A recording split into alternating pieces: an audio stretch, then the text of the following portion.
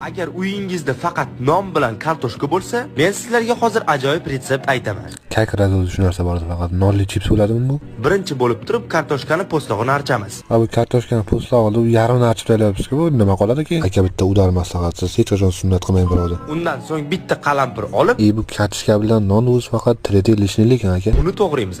Manimcha hammani uyida ikkita dona tuxum bo'lsa kerak. Uyda emas, o'zimiz bilan olib yuramiz, lekin no, uni ishlatib bo'lmaydi. Bularni sal keyinroq qo'shamiz. O'zizga qo'shib o'ring, menga o'zimga kerak hali. Uyda sariyog' bo'lmasa, lekin uyatda. Da, sariyog'siz uymi qo'shing, yana Kolumbiya sitrus mevalaridan, Dubayda bananlardan qo'shing siz ham. Bundan ozginasini olib qolamiz. Yana bizga piyoz, ukrop va ketchup mayonez kerak bo'ladi. Bular kam, birat sosiska ham qo'shing orasiga. Shularni hammasini qo'shamiz va ajoyib osh tayyor. Ketchup qani, buni tuxumi qani, qayerdan kelib qoldi go'sht, qoshiq qayerdan keldi?